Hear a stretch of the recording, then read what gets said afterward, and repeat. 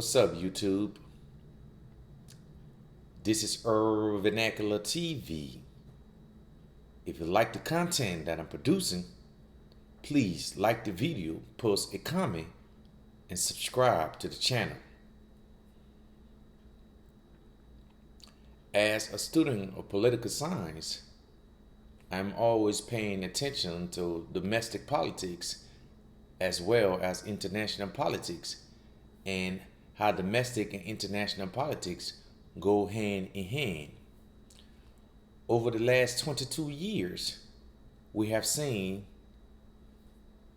President George W. Bush had his on the wall. We have seen President Obama had his on the wall. The only president over the last 22 years to not have a wall is President Donald J. Trump. Trump did not have a war that he started. Now we are seeing President Joe Biden and his war in Ukraine. His Ukraine war, his backing of Ukraine against Russia and Russia invasion. So every president in the last 22 years have had their war. After 9/11, we saw that intelligence was falsified within the United Nations to say that Iraq had weapons of mass destruction, as presented by, rest in peace to the great Colin Powell, as presented by Colin Powell, that Iraq had weapons of mass destruction, and the United States and NATO and this ally had to go out there and stop Saddam Hussein from using weapons of mass destruction against his own population. So every president have had their war. Bush and Dick Cheney, President Bush and Vice President Dick Cheney had their war with Iraq. That war lasted a long time. When Obama came to office, he had his on the war with Libya, the overthrowing of Muammar Gaddafi. Obama helping the French with the feuding capacity to be able to lay that type of assault on Gaddafi and take Tripoli away from Gaddafi and the overthrowing of Gaddafi. Even Obama have stated as one of his many regrets as far as international policy, the policy in Libya. So every president have had a war. President Donald J. Trump, when he came to power, he did not create any war on his own. When Trump came to power, he was so polarized, the media used everything that Trump said and magnify it. The media profit grew on the Trump because Trump was a hit. He was big business. He was TV rating. But now, as we see with Joe Biden, President Joe Biden, he got a war in Ukraine. We see the controversy about President Joe Biden's son and his relations in Ukraine. We see the controversy about the United States supporting Ukraine against Russia aggression. Recently, the United States Senate were voting to aid Ukraine with a second package. In March, there was a package of $13.5 billion given to Ukraine. Recently, in the United States Senate, there was a vote.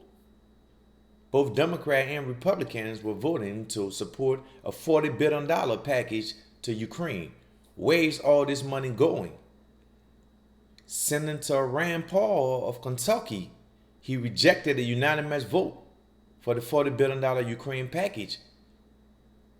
Senator Rand Paul wants an inspector general that is inspecting in Afghanistan, the funds that went to Afghanistan, to inspect the Ukraine $40 billion funds. He cite inflation,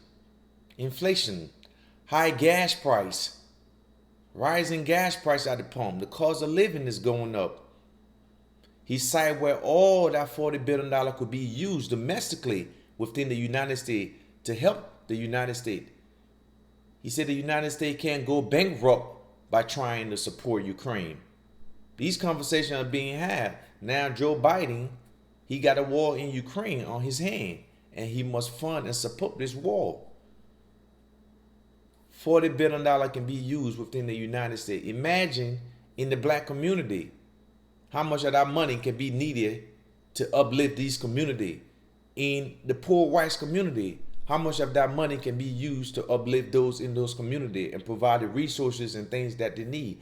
But when the war effort comes, it is supported by the media and the military apparatus. It is supported by them because they are the one who benefiting. $40 billion going to Ukraine. Where is this money going? It's going to the military industrial complex. It's going to buying armory, weapons, from big weapon manufacturer. The U.S. citizen doesn't benefit from a war in Ukraine. This is Biden war. The United States citizens do not benefit from that conflict. The war in Ukraine basically is an international war. An international war between the Europeans and the Russians. But this war have had a catastrophic effect on the economy. We are recovering from COVID. The pandemic in the last 2 years or so, 2-3 years or so, has damaged the economy as well.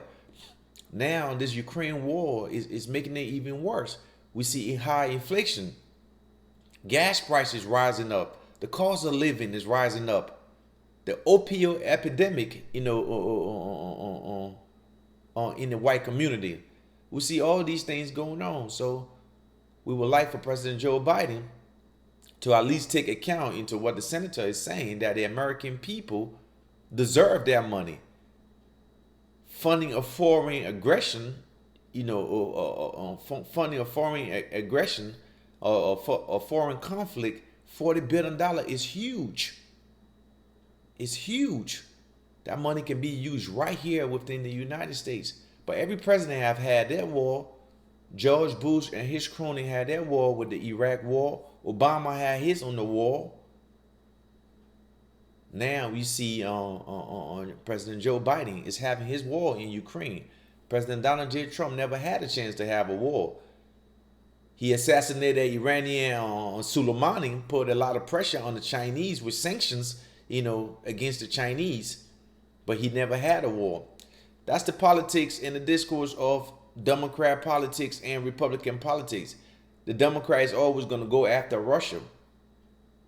From presidential candidate Hillary Clinton, as she won, she would have went after Russia, because with all the scandal that came from the leaks about Hillary Clinton and the DMC. So all the scandal would have affected Hillary Clinton presidency. So she would have gone after Russia. President Donald J. Trump on the Republican side will go after China. So this is the international conflict at hand. Domestic politics and international politics go hand in hand. The stock market right now is not performing at all. My portfolio took a hit. Bitcoins is not performing, So we have to focus on what's going on in the United States and take care of our problems over here instead of worrying about some foreign problems.